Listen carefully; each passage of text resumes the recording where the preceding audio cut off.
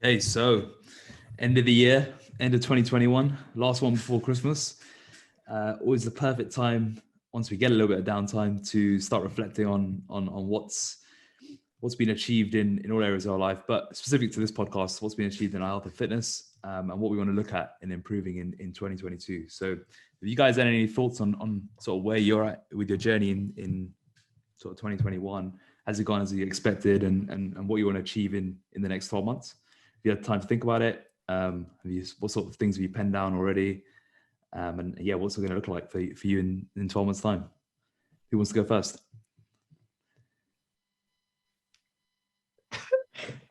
I can go if you want. That's such a cute laugh there. Yeah. Well, just because, a lot of the time we don't spend. I'm not one to like write down sort of like big fitness goals, right? Like all that sort of stuff. I'm not just an iron cross. Just an iron cross will be good. 100%. That's 100%. That's when you're so focused on that one thing, right? Like you don't have to write it down. But yeah, that's definitely. You reckon it's doable in 12 months? Less. Yeah. I think really? So, definitely. You're that close? I think so, definitely. Yeah, I think so. Yeah. How long are you holding it for? Literally, like, as in just literally snap second and go, or does that mean a good 10 seconds? Well, at the moment, like I haven't practiced a hold for a while. I've been just working through like the eccentric and concentric, so actually pressing out of that position. So, and just varying the load as I get stronger and stronger. So I haven't actually practiced the hold for a while, but I have taken how much weight has been assisting me. That's actually come down quite a bit over the last few months. But I know that the final few kilos are going to be like exponentially harder with each drop. So, but I am seeing some really, really good progress. I've just got to be smart with how I approach it. It's very, very neurologically taxing. I need to stay safe. It goes against all the stuff that we preach about when it comes to training close to failure, all that stuff. I need to stay very far from failure. I need to make sure every rep is crisp, everything looks good.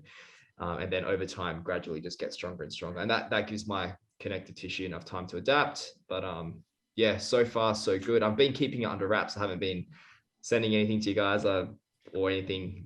I've been keeping that quite low key, because the video I want to send is just like, hey, look at me doing a cross. You don't have to see the in between.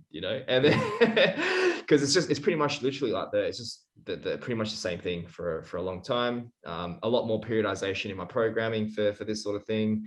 But yeah, just taking it easy with that. And I want to work on taking my back bend to like the extreme, being able to actually press from that real deep back bend position to actually get my legs off the floor, bring them into a handstand, and then back down. So that's that's in the works too. That's like lifting. So you're lifting your legs once you're in a back bridge, right? Back bridge, and then lifting your legs up and somehow balancing and putting yourself into straight. Yeah. Pretty much. So at the moment, I can like get my legs off the floor like a little bit if I like, but only like temporarily. Like it's scary. It's nothing has scared me more than what I'm doing at the moment. Just I can't even imagine trying to lift your legs up when you're in that back bridge position. I'm just trying to think how that's even possible. It's I don't know either, but it's meant to come from like the upper back and from the shoulders. That's where the pushing comes from. But it's just heavy, and I've the amount of times I've finished sessions with like slight tension headaches, all that shit, really? Or just being in that. But your head's upside down as well, isn't it? Yeah, for like minutes on end. So, but again, it's all like conditioning for that sort of specific skill, right? What's the fear element of your training? Like, there must be a lot of fear in your training, just for massive injury fear, right? Massive, yeah. Interestingly, once I'm warm and once I get going, like I'm not scared of being injured.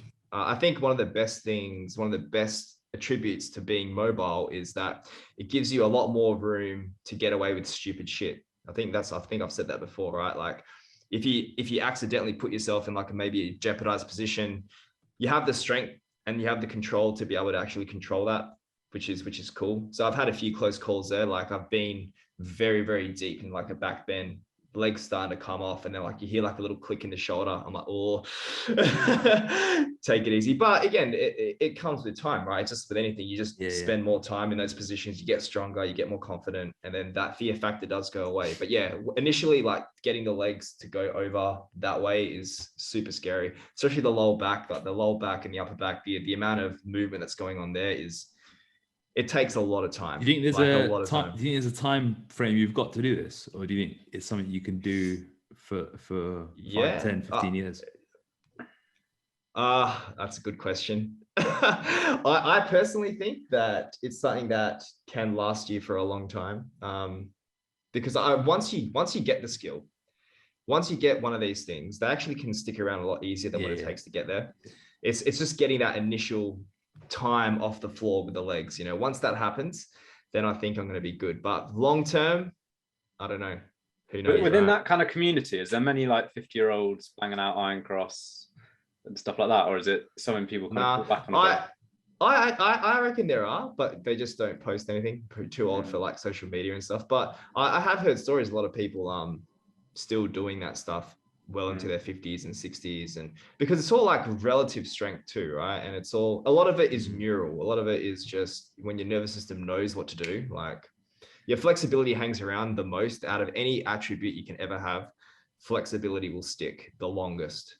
So that's always a pretty cool thing. Yeah.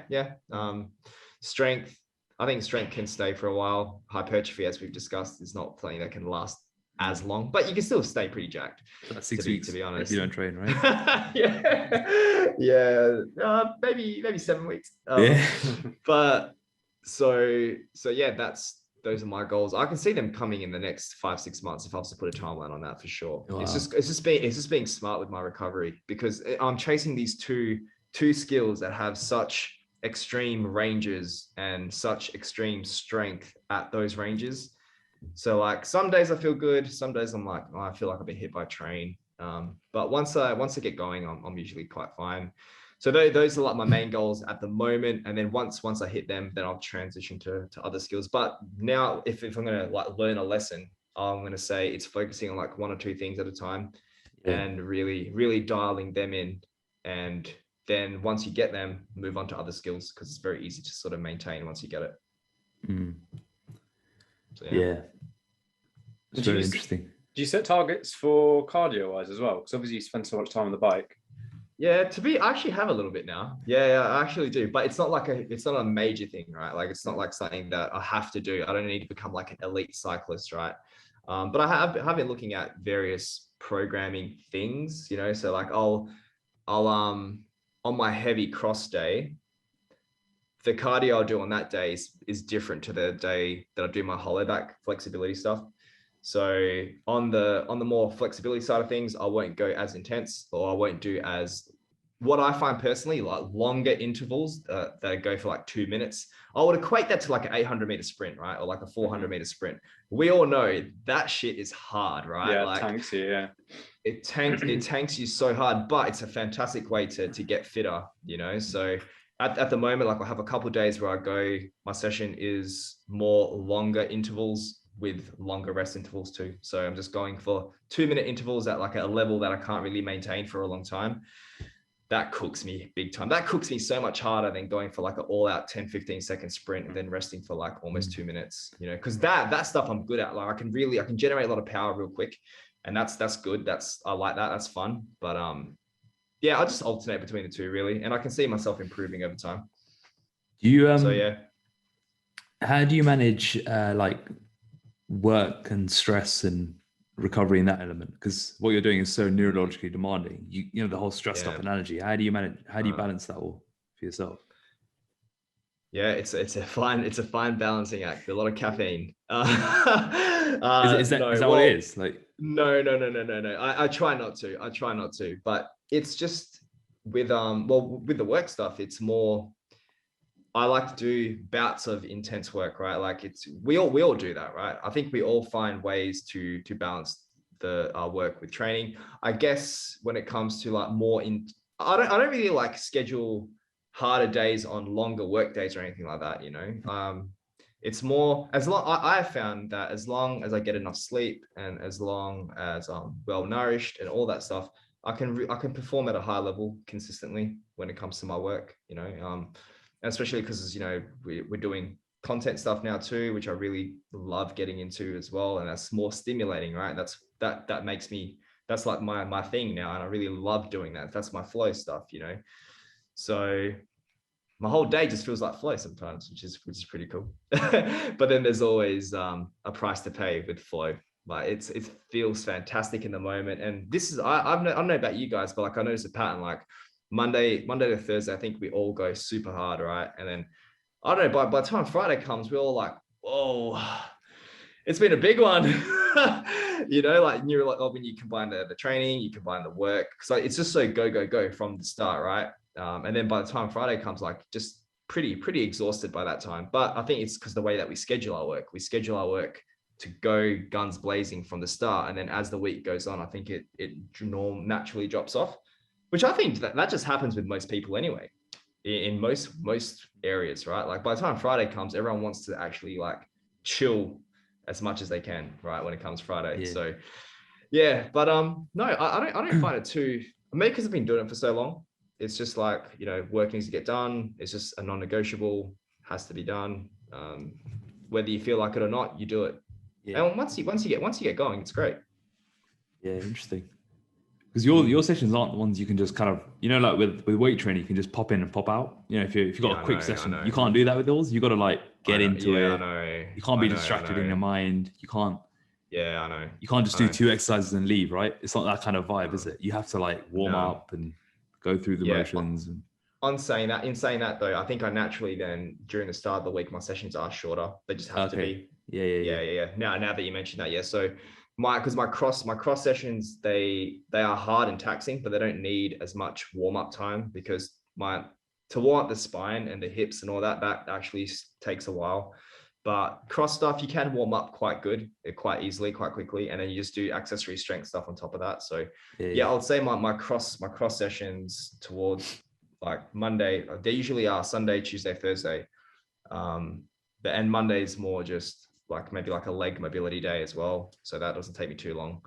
And yeah, I try to do most of my handstanding balancey stuff towards the end of the week where I've got a bit more time. What would be really interesting is to see how you look if you did like a peak week. Like if you you're pretty much there anyway. If you drop those few kilos and you did a peak week, and it's just interesting to see how you look shredded because of the different style of training you do now. Yeah. The last time you got shredded was what 2018, right? I don't know. You've obviously flirted with that, but you've not gone all the way. It'd be interesting to see just how you look. Like you get that look that certain people have. I don't know. It may look no different, but I have a feeling you look. I don't know, more grainy or I would say more grainy in certain areas, like I would say upper back, stuff like that, obliques, serratus, like because those areas those areas get hit like really hard with the stuff I'm doing now. Be interesting, give it a whirl, see I'll do a 2 week deplete and then carve up, see how that goes. What about yourself, Ed? How's the year of training gone, and what's the game plan for 12 months? So I think I'm in a bit of a weird one right now because I got quite ill a few weeks ago. I was kind of out of training for about 3 weeks, which I think is probably the longest I've not been able to do anything for I don't know, maybe over a decade. But because normally if you get an injury, you hurt your knee, you can still do upper body, but like I was just completely smashed. Just doing like daily tasks was just slow. I was sleeping like 9 to 12 hours every night. So I was out of the gym for a while. So now I'm kind of in that honeymoon phase of, when you've been sick and you get back in the gym, I'm like 1 week in, you're just appreciating your health. Like when you're sick, you suddenly get this newfound appreciation. So I'm just enjoying being able to like not feeling lethargic. So when I think of next year, at the moment, it's a bit fluffy, but it's like, I just want to just enjoy staying healthy and stuff. But I'm sure, as we all do, once you've been healthy for a little while and not getting sick, that appreciation of your health starts to die down, and then you start taking it for granted a bit more. But I think I can't see myself doing any big push in terms of like weight gain or anything like that. So I think I'll continue trying to progress my lifts, but holding a fairly similar body weight. I think when the marathon was on in October, I signed up to it, that spur of the moment, you get that buzz from watching everyone do the marathon. You're like, oh yeah, maybe I should do that. So I haven't found out the result if I got in or not. That's flirting in the back of my mind. I think I might do some little bit of run. I do actually really enjoy running. My knees don't like it, so that always has to be managed. But then also it's just trying to fit it in, and I find like I'm spend most of my time near the top of my recovery capacity, and so there isn't really room. Like if you use the bucket analogy, there's no room to add anything else into the bucket without taking anything away. Whereas even when I'm maxing my recovery, I don't want to pull anything else out from there almost. So I think a focus from me is also maybe going to be a bit more sleep this next year. Again, that was something I was reflecting on when I was a bit sick. I think unless I'm hitting 8 hours, it's not good for me. I can work and survive on 7.5 fine, but it's like 3-4 days and then I start to feel really shit. So I think just to do that more sustainably, I think just making sure I'm getting like 8 every night is something it's not like an exciting extreme goal or anything, but I know it's just going to put me in a bit of a better place with anything that I do physically next year. It's one of the hardest things. Yeah. But I think also maybe just to try and implement a bit more of a social side to it. Because I think I'd always trained where I was a PT. So I knew other people a lot. I knew all the members. I knew the other trainers. So the gym was always quite social for me. And since I moved to where I'm living now, it's the first time I've been at a gym where I'm just like first gym I paid a membership for in years. And you're just a normal member. It's not a hard training gym. And although everyone's like nice enough, it's not a social thing for me now. And I think I've realized probably a mix of that and the lockdowns, I would like something a bit more from that side of things. So I tried touch rugby for a little bit, and that was actually giving me what I wanted, but I then did my ankle and didn't I? So that part of me is like, should I go back there? Because that was really good fun. But then the risk of injury is just, I don't know, it's a hard one to balance. So I don't know whether there's something that I could combine with that. But some of my mates do some of the Spartan races, stuff like that. I think maybe I'll jump in with a couple of them this year. I think maybe just to have a bit of fun with it, because as much as we're always chasing more and more, and I will, continue to do that to a point, once you're in shape, it's like you're in a good place. Sometimes it's easy to forget that you can just enjoy being fit, being healthy, doing that kind of stuff maybe. I reckon you go through that phase I had where I did a Tough Mudder, then I did a half marathon, and I was just trying to find something a bit, a bit different, do a bit of 5-a-side football in the weeks. Oh, I've literally done this cycle about 5-6 times. Like I've run a couple of half marathons. I've done a couple of Tough Mudders, but yeah, it's like you said, you're looking for something, and then that urge almost dies away for a little bit, and then I find it comes back up. But I think the social one is probably a big one actually. Yeah. Because I'm assuming, Ivan, you got quite a good community at your gymnastics, right? Everyone's it's very dedicated to. You're not doing that as a pastime, are you? No. There are only a few. It's still like a very family friendly place. People still go there just to move around and work on a bit of flexibility. I was funny when Pilka was talking about like the appreciation for health. Like it's so funny. Like it's all relative, right? So think about this. You've just come to this gymnastics gym. You've never seen, you just want to get a little bit more mobile. Because you can't touch your toes. You just want to come in. And then you see this freak in the corner, like bending his spine until it's like he's going to get his head to touch his ass. That's me. I'm that weird dude that people are looking. And then I'm getting frustrated because I can't get my legs off the floor. Like I'm getting like actual mad going, what's wrong with me? You know what I mean? Like getting actually frustrated. And then I look around and then it's like some guy can't even touch his toes. He's more content than I am. Yeah. So it's just like, he's just happy to be there, and I'm there having a sook because I can't get my legs off the floor from this extreme backbend position. It's because everyone at the gym that I'm at, they're not.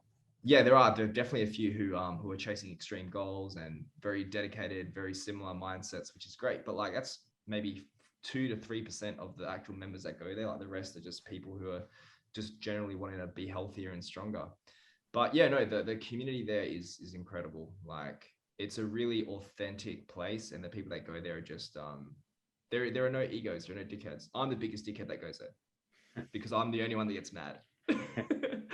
But yeah, but you're completely right. And I think the social, I think all of us are realizing that there is more to life than just fitness, right? In all aspects, Ed's sort of touching on the social stuff. I know AV, you've been a lot more social this year, and it's paid off immensely, right? And your physique is still incredible. Like you're still making gains, even though you've been socializing a lot more, which is awesome, And I also want to take that more into next year too. And I don't think I've told you, AV, I have told Ed, but I've actually changed my like sleep schedule around now. Like I'm actually syncing up with like society slowly.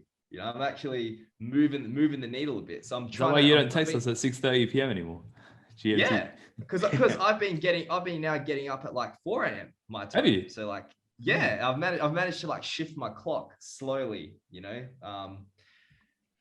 instead of like 1:30, 2 a.m., which has been good. So I've been going to bed, trying to push my bedtime to like 9:30 every night, which has been working well. I eventually want to be able to get to like 10 or 10:30 and then wake up at like 5, like as soon as the sun comes up. That's my goal. I'm getting closer though, but my body still has that reaction to get up super early. But it has been working a lot better, and it's made me a bit more awake at nighttime. It's made me want to actually talk to more people and socialize and all of that stuff. So that's another big gain that I forgot to mention. Yeah, no. Next thing he's going to tell us he's been on a date. That's not that far, mate. But, that's 2023 goals. Yeah. Slow and steady. 2022, just become a normal member of society. 2023, maybe a date. Yeah, what about you, Akash? I know you got some big plans coming up in next year. I did pretty good. Yeah, I was thinking about my year this year. It was probably so I've been within a certain range of body weight throughout the year, which I think is probably the best I've kept it in terms of leanness. I've stayed between, for the most part, been between 77 and 81. But for the second half of the year, actually since May, I haven't been over 80, which is, I've never been this long under 80 kilos before with no intention of dieting, if that makes sense. So that's probably been the biggest win. And I started the year on 81, 82, and I was like, just shaved a few pounds off. Then I was like, oh, my wedding's coming up, might as well shave a few more pounds. But I didn't do it. I just did it like, I'm not going to have anything extra. I was naturally just losing a kilo a week. Intuitively, Intuitively just using a kilo a week. I just basically just stopped anything extra on the food side, just made my portions a little bit smaller.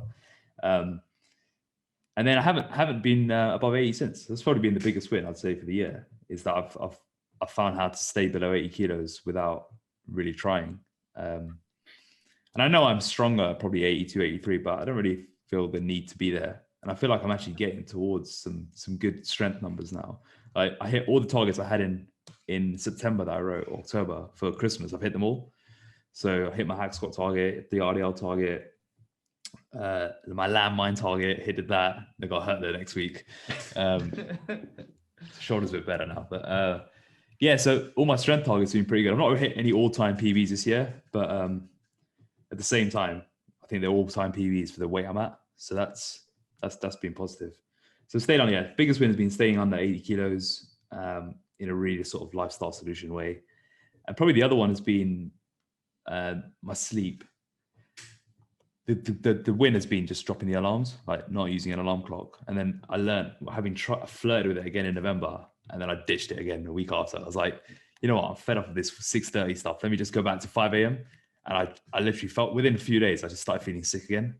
And I'm not surprised. I used to always feel run down before, because I was just fighting my body. At the same time, I feel like, when you say I wake up at 5 a.m. naturally with the sunlight, I'm like, I'd love to do that naturally, but it just doesn't seem to happen. I think I'm accepting the fact that that's not me. Yeah. And I just need more sleep. We're all different, man. Like, it's what it is. Yeah. But that's been a big win. I think that's helped me. That's helped my strength gains a lot, and it's helped my recovery just from sleeping more and being able to manage more things in my day with good training as well. So Yeah, I'd say those have been the biggest wins for the year. Like I was like last week I hit the 120 kilo on the hack squat, which that hack squat is brutal. I don't know if Ed's tried it, right? That hack squat is brutal. So to hit that was a massive win. Finally got my RDLs back up to nearly 150 now, which is great. After like, years of trying to get it back there.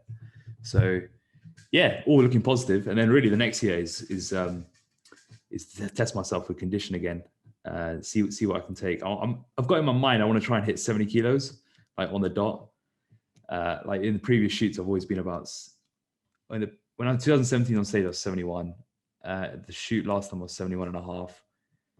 So in my mind, I'm like, what would 70 look like? That's a decent amount of an extra kilo and a half, considering you were very lean before. Like that's a decent amount of weight more to go. Yeah, just thinking like, what would it be like, right? Because what's happened in the past is like, I've said this before, I always peak after. Because I remember when I was in last time when I hit my shoot, and 2 weeks later, I remember seeing on the scale, and I think there was a bit of jet lag and a bit of like airplane or whatever, water loss. But I saw like 69.8, and I was really vascular, like in my glutes and everything. And I'd been like a week away from the scale, so I hadn't seen what had been going on. And I think it was a misreading because I kind of dropped that much weight in that short time. But I remember just thinking then, I was like, I wonder what 70, like proper 70 would look like.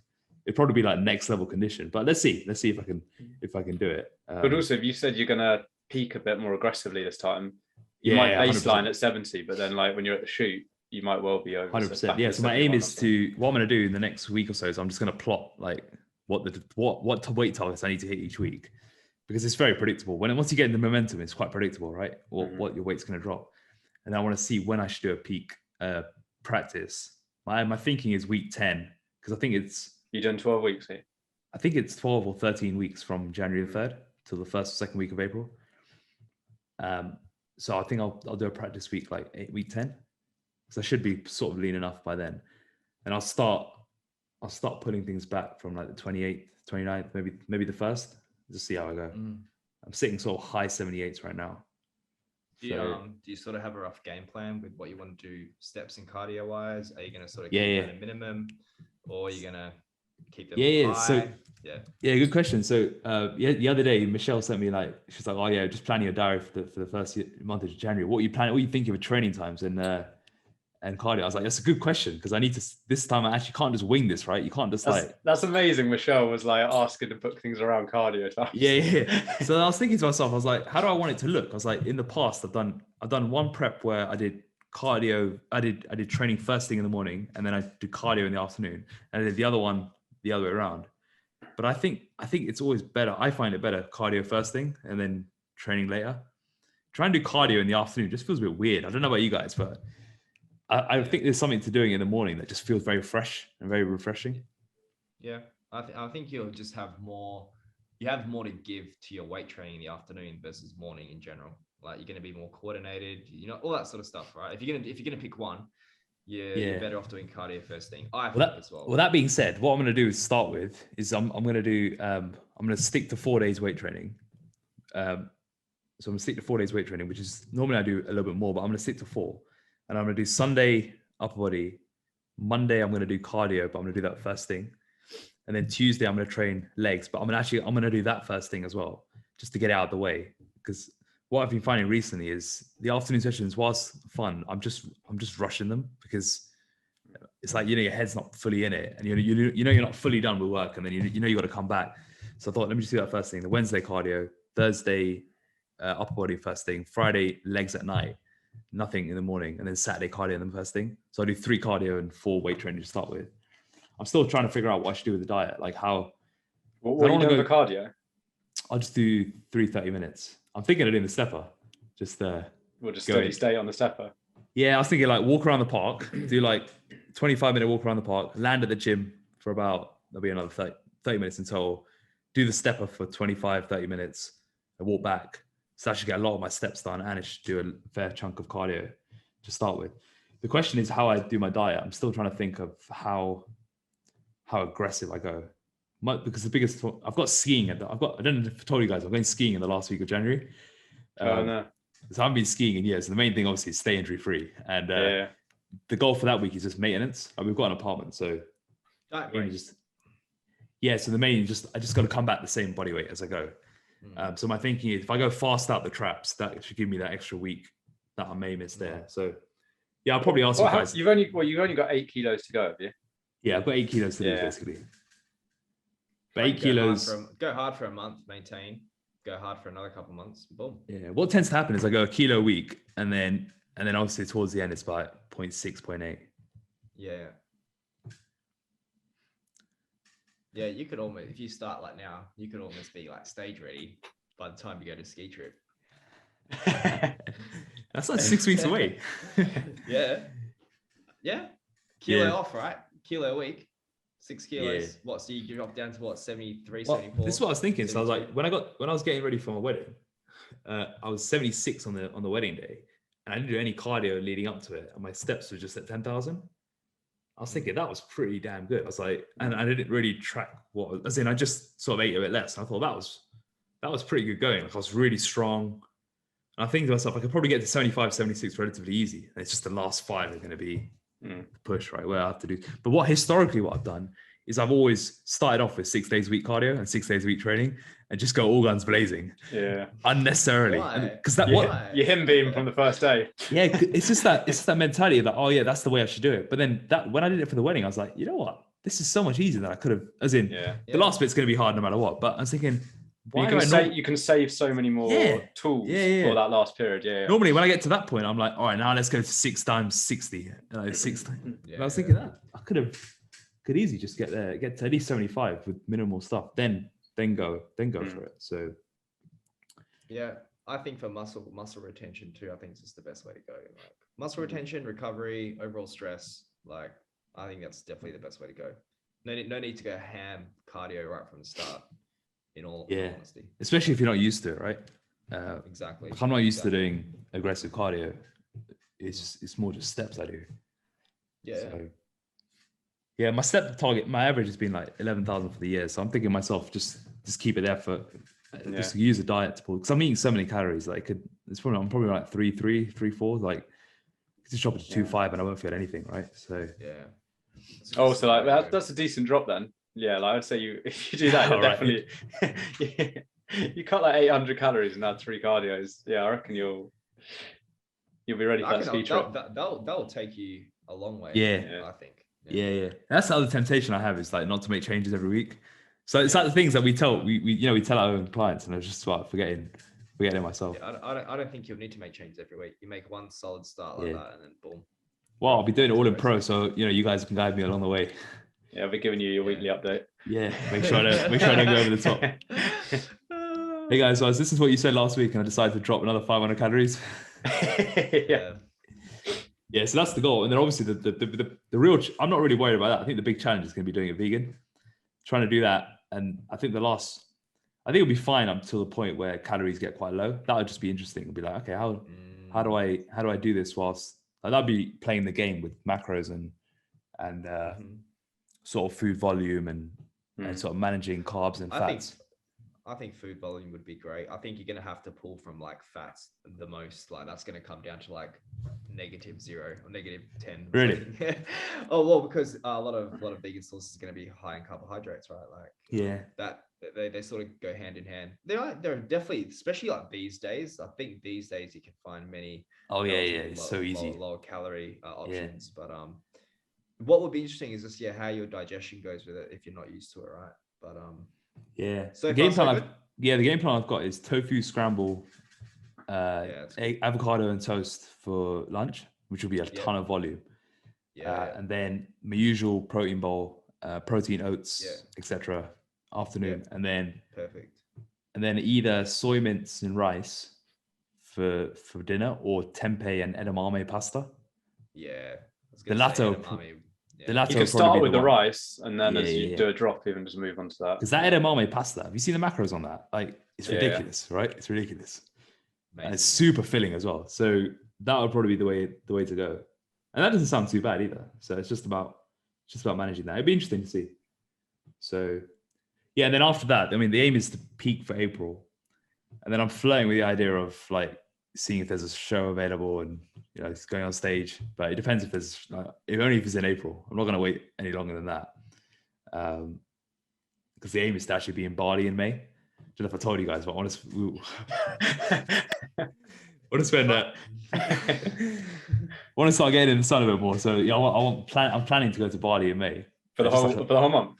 Potentially. Nice. Yeah, may as well maximize these things before kids are on the horizon, right? I thought you were going to say while you're shredded. No. That's just a side effect bonus. So yeah, I've got. If it's a show in April, seasons usually starts then, right? So I'll see if I can go on stage, and see how I stack up against the guys again.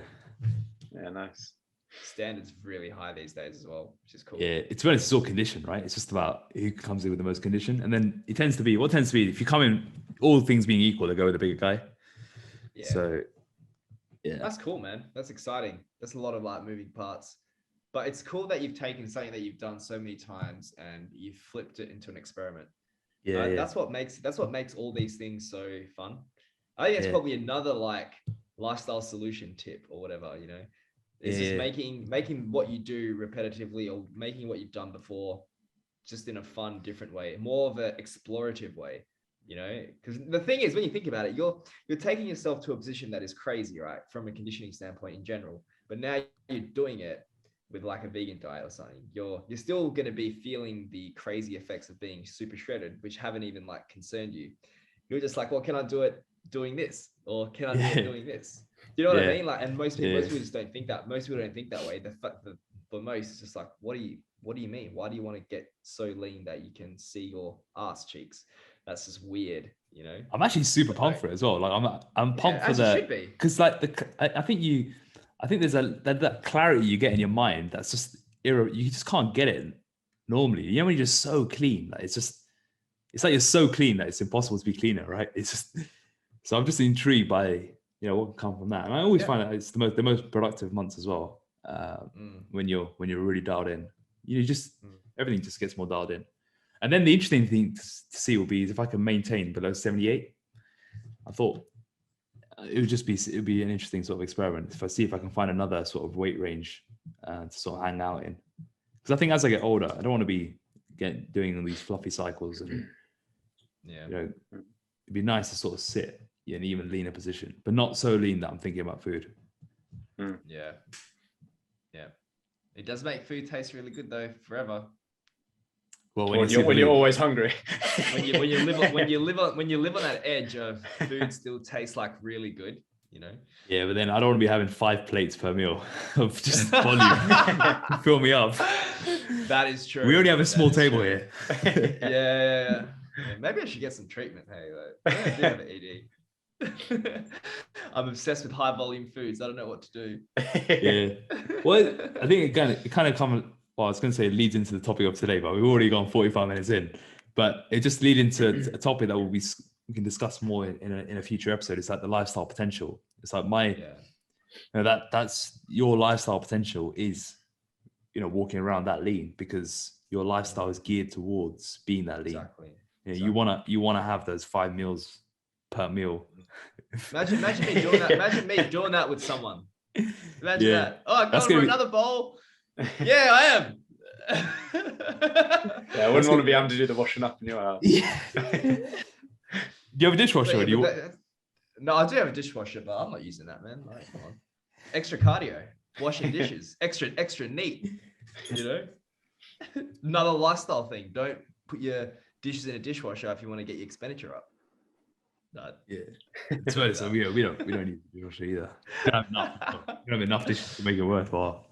Yeah, no, but I think it's a great topic, and we probably don't have time for it today, but could leave a bit of a teaser. But yeah, your lifestyle potential far outweighs your genetic potential when it comes to this sort of stuff. I think. And I think also, just as your lifestyle changes, your goals will often just change a little bit as well. Because if I rewind like 2 years ago, I was like consolidating a shoot. And in my head, I was like, I just want to push up. I want to like get to a new level of like just body weight. I'm happy to like push the boundaries of like getting a bit fluffier. And that was probably the most aggressive I've ever gone with muscle building. But like fast forward 2 years, I still want to train hard, still going to do that. But that isn't, just isn't really appealing to me. I'd rather just stay a little bit leaner. Yeah. Not have to force that. Yeah. I think most people just want that. I think most people just want a lifestyle solution to stay in shape year round. Being able to really push, I think, comes in cycles. So you have bursts of it and you'll have a couple of years of it, but in the end, you'll just revert back to that because you realize you don't want to do what it takes. Yeah. It's not worth it for a lot of people. I don't want to give up my social life. For what? And there's like 4 things. It's social life. Most people, like, if they're bigger and stronger than you or leaner than you, there's probably like 4 things, right? It's social life that they're willing to give up. It's hours of cardio. It's what's the other one? Steroids, like if they're super big. And just their diet too, are you someone willing to eat the same thing every day for the rest of your life? Are you willing to still track and weigh everything that you eat for the rest of your life? Yeah, all that stuff comes with it. It's also being training for a longer period of time as well. Some people just not look better than others because they've been training for longer. You just got to accept that. You can't. That's the only one I'd say you've got to just weigh it out. The other ones are just choices, right? You want to take steroids or not? If you don't, cool. You're not going to be as big as the guy who's taking steroids because there's more people taking steroids than you think, right? Especially when you go into like a half decent gym, not even bodybuilding gym. Like the one gym I go to, there's a lot of big dudes in there. And I'm like, blimey, like a lot of normal people are using steroids. It's like, do you want to take steroids or not? Do you want to give up social life? And do you want to do lots of activity?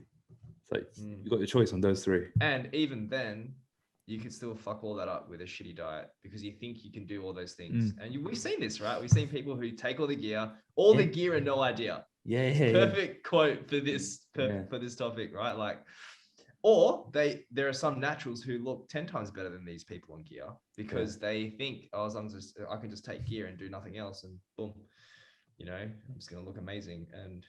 But are you willing to sacrifice your health? And I don't care how you do it. I don't care like who you think I don't care if you get your blood test done every single month, this and that. You're just putting out these little fires when you can, because eventually something big's going to happen. You're just preventing the inevitable. Like, and it's no surprise, bigger dudes, as they age, as they get older, they have a high propensity to die, high propensity to just look worse in the face as well. Like, you know what I mean? They lose their youth. Yeah. Again, are you happy to sacrifice your youth? Are you happy to sacrifice all other aspects in your life to get an RDL PR? And if that's what you want to do, go for it. But you can take all the gear, you can sacrifice everything in your entire life, pull whatever number you think is amazing. Some 20-year-old in Russia is probably lifting that already. Do you know what I mean? Like when you look at it from that perspective, it's just like, well, what are you doing that for? If and I get it, like chase your goals, and I think that's a fantastic thing, but there has to be a line somewhere, right? And it's just I think we've probably seen it, and we've probably been in this game. We've probably been on that road of just just training, just fitness. This nothing else matters, right? I definitely did. I'm starting to see that's a load of shit too. I used to think if I couldn't bench 300 pounds, squat 400 pounds, and deadlift 500 pounds, I hadn't made it yet. That for years, that was my goal. Yeah. Years. And who told you that? The thing is, that goal, who cultivated that in your mind? It was 3 plates, 4 plates, 5 plates. Yeah. Exactly. It's the environment, 3 arbitrary plates that are some arbitrary size that some person arbitrarily said you have to lift this off the floor. Like, you know what I mean? It's crazy when you think of it that in that regard, but that's what happens. And then we get obsessed with these weird numbers that mean nothing in the long term. At the end of the day, it's just the pursuit of something that you get that nice little adrenaline kick from. It can be anything, Yeah. I think for the most part, I think the PRs, it's not to say not the chase PRs, by the way. It's just more that the PRs will come. Just keep turning up, and they'll kind of come find its way naturally into your life. Yeah. Do that for enough weeks, and you'll get the physique that you want. Yeah. Should be chasing PRs in all aspects of life, though. Yeah. I think it just comes down to awareness of priorities as well. Because if you're not making as much progress as you want, you should reflect on that and think, what are my options to do more? Because one option might be, I'll start doing steroids, but another option might be, well, actually, I'm just half-arsing it. That's option number 1. If you can't get hold of any steroids, then option number 2 would be maybe I'm half-arsing it in the gym. maybe you're going 4 times a week, but you're getting there a bit late. Your mind's on the meeting that you had at work instead. Like that's probably holding back your progress. So then you're like, actually, that's a trade-off I'm willing to make. I'm just going to like put a bit more time to it. But you will probably also just hit a point where it's like, actually, of everything I'm willing to do, I'm ticking those boxes. And so any faster progress is going to come from things I don't want to do. So then that's when you just have to accept your rate of progress. And that's going to be different for everyone. That might be steroids for one person, but some person might be a bit lower down and might just be hopefully wanting to take training a bit more seriously. Like I think, we talked about training being a component of it. If you really want to like max out training, you've got to become like a student of training almost. Like we're all like gone down rabbit holes of learning about it. I think you have to go to seminars or train with certain people to really get the most out of it. I think people who came to our workshop the other month, their perception of hard training now is different to what it was a month ago. Like you have to do these kind of things to really get the most out of just natural training. And if you can't be asked for that, which is fine, like some people just aren't that interested in training. I just want to go there, tick the box 3 times a week. That's all fine, but that's going to limit. That's like a lifestyle limiter in your potential. And then you don't need to take steroids to go to the next level. You just need to invest more into training. And that's just like some people are more interested in some things than others. Like my ability to cook food is only ever going to be limited because I'm just not that interested in learning fancy techniques. It's not your genetic capacity. Yeah. It's your interest plus lifestyle, right? And same can be said for sleep. Like, are you willing to sleep 7 to 8 hours every single night for the rest of your life? That includes weekends. If that doesn't sound fun to you, which you probably shouldn't, then you're not gonna be getting the most out of your gym. Are you happy with that? Most people would be like, yeah, I'm okay to miss a couple nights of sleep throughout the year to enjoy time with my friends and family. My gains don't mean as much as that does. And that's cool. That's the choice that you've made. But there are people who are like, no, I'm going to bed like right now because sleep is the king, and I need that recovery time. If I don't get it, I'm not going to be producing growth hormone, testosterone. I'm not going to grow. Yeah. I think also though, just the point on all this is that I think you can get away with a lot less than sometimes you might think. Is that you don't have to be like as much as we're saying like to get to the next level you need to do this, but I think you can make a lot of gains doing a lot less as well. Like for example, the last few months, one thing I found really well is I've had a lot of sessions. Like I was looking at my logbook the other day, I was like, I've had that session where I was just doing like a couple of exercises, or I didn't do my usual routine a couple of weeks. But what I was doing was a few indicator lifts every single week and just making sure that those indicators were hit. And I found that through that, everything else was maintained and actually gotten a bit better, probably because I've just naturally dropped the volume down as stress has gone up. But I found that you can always get away with a lot less if you just need to keep things going. And I think for most people listening, you show up and you're consistent. Yeah, that's really key. It's just doing small sessions can go a long way. You don't always have to think you have to do 45, 60-minute sessions. You can do 20, 30 minutes of the key lifts and as long as you're training hard, you can still make progress. It's not optimal, but for the reality of the population that we're helping, it is a key. It is a factor for many of the times. I think it's just something important to remember. And also though, like I think it's important for the listeners. You spent years perfecting your technique and for sure. So you have the capacity to generate that intensity in like 20, 30 minutes. Yeah. Yesterday people maybe getting to their working set after 20 minutes because they just finally I can feel my legs or whatever. Yeah. Yesterday I was like, I don't know. I probably wasn't even in the right frame of mind. But I was doing an RDL and I was thinking, this is nice and easy. And I'm pumping this. I could get an extra couple of reps. And I was thinking, this is what I struggled for 4 with last time. But I could probably get 5 now. On rep 3, you start thinking, 5's on the cards today. Yeah, it's on. So I racked it, and I looked on one side, and that's all right.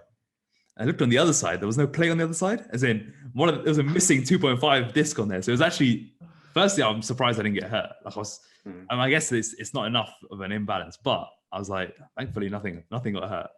Second, I was like, how did I even miss that? Like those sorts of things, like. Yeah, you can feel it normally when I was thinking, because as soon as I picked the weight, I took a video of myself on that set, and I was looking at the right, thinking, when you start thinking, why am I touching this side on that side and not touching this side? I thought maybe I'm just off balance today, but I was quite literally off balance. I did that once with a snatch. I did it was a 5 kilo difference, I like pulled off the floor. It got to about knee height, and I was like, something's not right. But I was like, fuck it, let's just go. Did it and caught it, but it felt like my right shoulder was just going to tear my right pec off. Yeah. Like stood up, like completely like say sideways. Like it's such a stupid mistake, isn't it? When it just comes down to just checking the weight. Yeah, happens though. Anyway, on that note, I think we've all covered for 2022. Recap 2021 training and set the goals for 2022. So you use this as the accountability for Ed to run a marathon. I'm to do an iron cross, and for me to step on stage as a vegan. So yeah, we should we should periodize it so we all do it at the same time. I'll cross the line as Ivan hits the iron cross. Yeah, and then Akash just poses. Yeah. All right, and that's a wrap.